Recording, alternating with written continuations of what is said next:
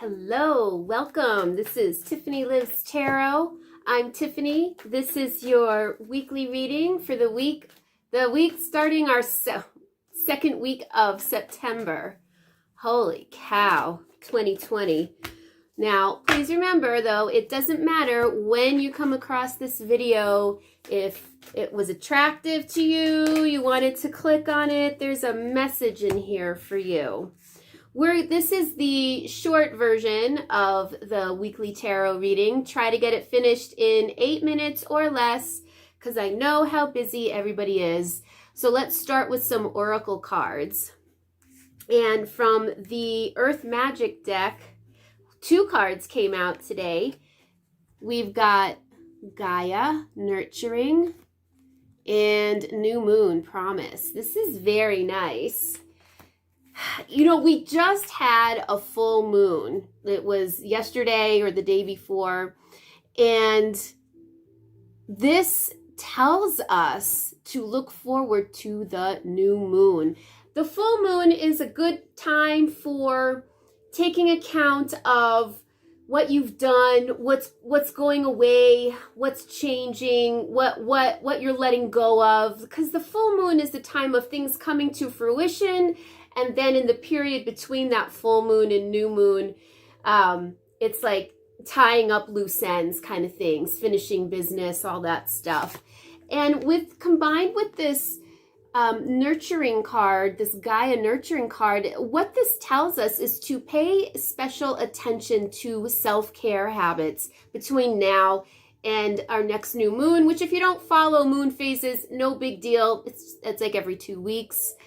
And so for the next 2 weeks, you want to pay attention to the way you're taking care of yourself. How are you nurturing yourself? How are you, if you're a woman, how are you getting yourself juiced up and revitalized to go on for the next week, for example? And if you're a man, how are you winding down? And what are you doing to keep that sense of drive intact?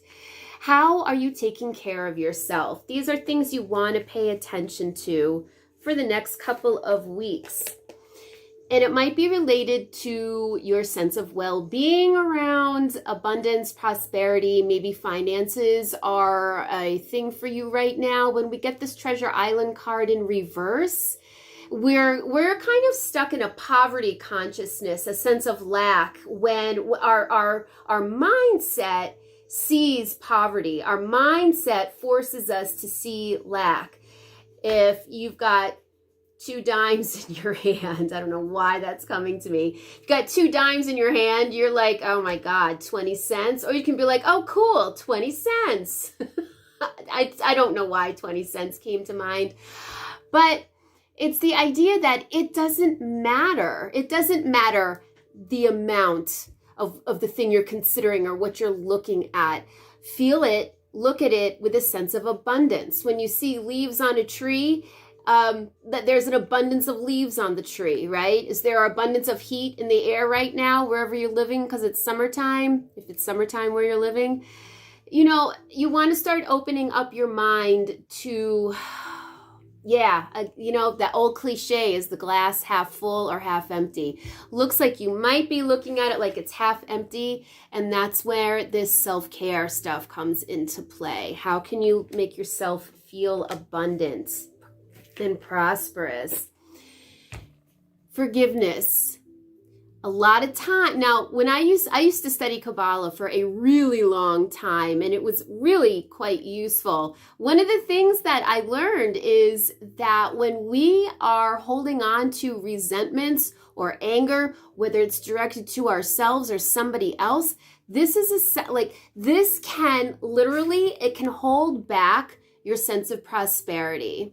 So if you're in a place where you need to forgive yourself or other people, or you feel wronged by other people, and that apology from that end might not be forthcoming, right? It might be time to focus on letting go of your own resentments. And you know, forgiveness is a tough one, because a lot of times we feel like, well, if I forgive, that just gives them permission to do it over again.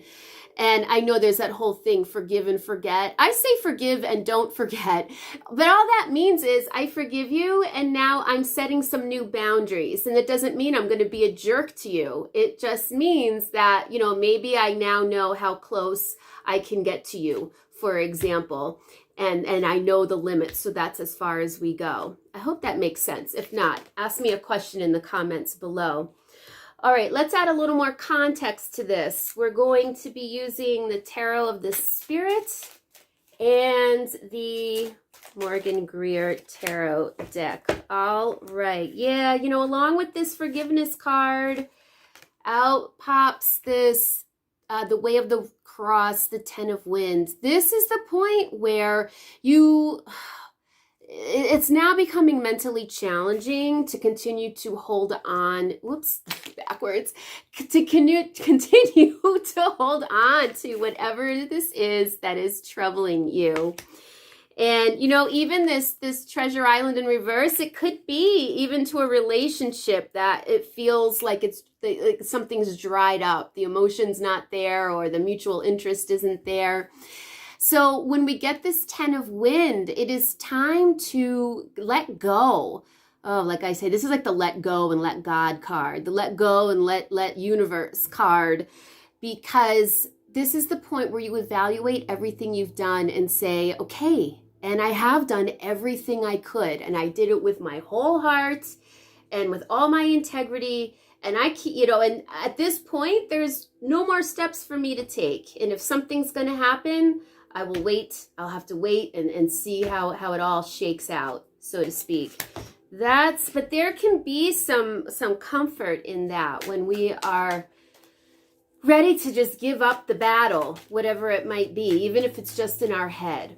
Okay, last card, we've got the Ace of Rods in reverse. So, you know, it really looks like your way forward is a little bit stuck because you need to find forgiveness either for yourself or somebody else. And because this resentment that you've got is really, it's holding you up. It's really blocking you from moving forward in a way that whatever this situation is doesn't matter.